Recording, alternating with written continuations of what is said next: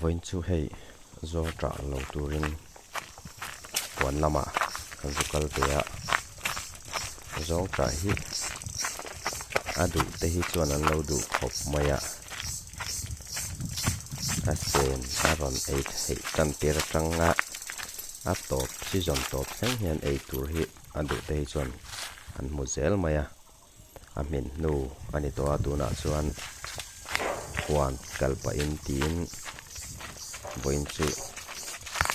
kan zukal a Zawngṭah hi du mi a lo mai la adu hi Mizoram hi chuan a tam zawk hi kan ni a rin om ani voin chu hei kan huan te pawh kan ku va phun te la khui thei mun te en pa in tin kan zukal ani a Zawngṭah tunai hian hei mol mangin kan lo mek a amun hi huanah hian thlam pahnih a chhak leh a thlangah hian a awm a Zawngṭah zawng zawng hi hei kan hmuang hian a hmin te a awm a a then chu la hmin lem lo a zia a ei ang chi kan ei pa ngai anga ei ang chi kha chu ala awm lem lo hei thingkung lawn hi chu thiam khawp mai ani hi thingkungah hi chuan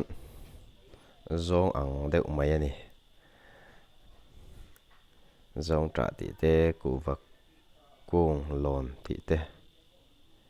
a thiam em em a hmuh nawm ani hei lei tang pawh hian a Zawngṭah lawh lai te pawh hi an lo thlir tawp mai ni hei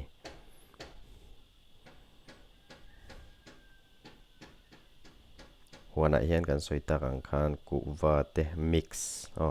chi hrang hrang a awm a kuhva te Zawngṭah te la khuih thei te chengkek kan ti ang chi te chuan thingfang hma ti ang chi te thei hai lam khuang a in chawh pawlh deuh vek ani a huan tih fai ro ro hi chuan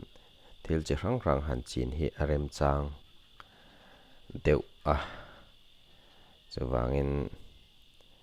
thil chi hrang hrang hi han chin pawlh deuh vek ani thlai chi hrang hrang hi ti hian Zawngṭah an lawh hi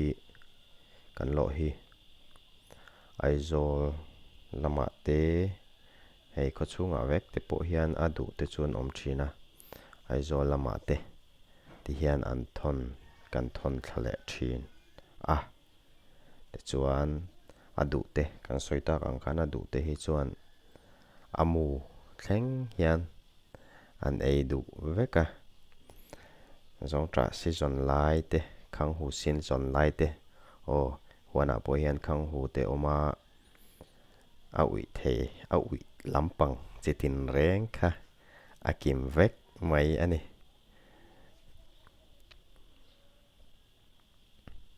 chengkek te kuhva te pawh hi voi khat kan phun hi a tawk mai lo a a tah tawlh te te in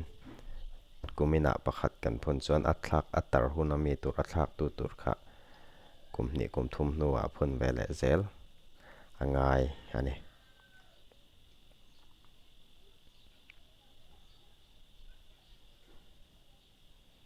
a lawn na hi sang khawp mai tuna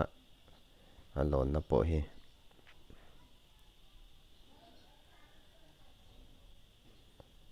thingkung thiam vak lo tan chuan han lawn mai pawh hi tlak pala hlo awm thin a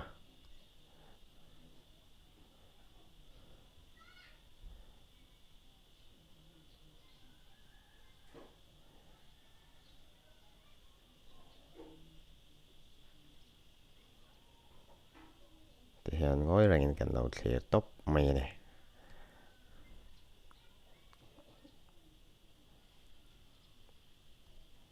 huan kal te pawh hi khal khat deuh a han kal hi chuan mi te hi ti hlim ve amo ei tur tam lai han ni se la khui thei season a oma kan soita kan khan lam khuang ser thlum ti te chuan enge thei hai tiang chi te po a season lai te te na om ve thina thei hai pe hi chu mana kha chuan hral tur hian aizawl lamah hian thon ani thina tuna erawh hi chuan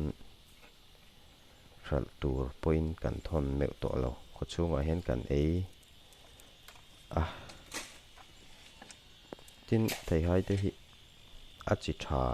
deuh hi a awm ve aniang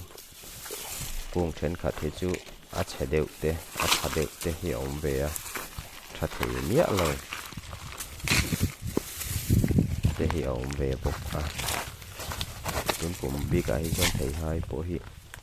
par ve viau khan ka hria ma se tu nai chuan a par hmuh tur vak a awm tawh lo ti hian kan zawngṭah lawh te kha leia kan awma kan lo chhar khawm ani kung khatah ringot hian buara lian bek ni vel tuna pawh hian a ra la awmai chu duh tawka kan lawh zawh hnua hei ei tur atana zia tur maw khatiang anga kan lak lo a chi tur ang deuh reuh a atia a hmina kan dah hi adu anla tama amu bik hi a no ten no khat chuti za ti te nan zuar thi ning ka hria chuti anga thon tur ni awm tak ani poina kan lo hi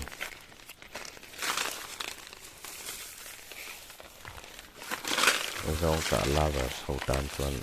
a lo tui ani nge tuna tak hi chuan amu hin la chuak anga ti khan tuna awm dan hi chu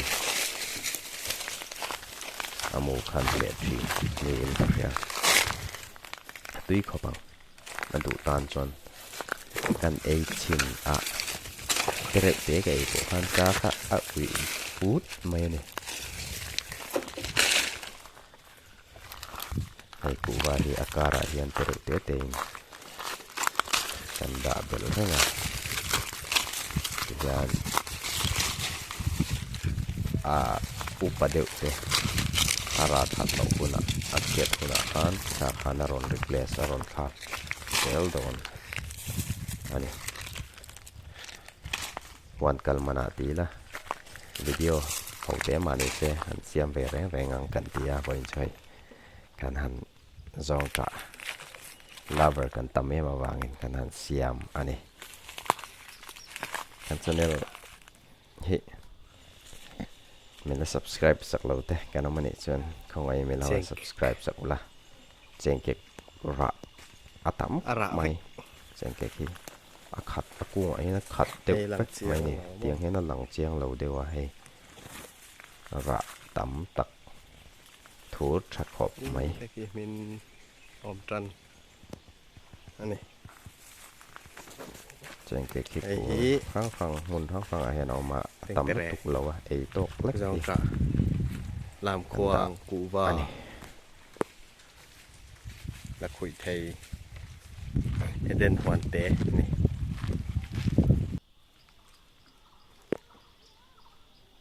titilam khi hei hi khang hu tlem lak tur ala om ani hei pawh hi hei tlem a no deuh a ui lover ho ta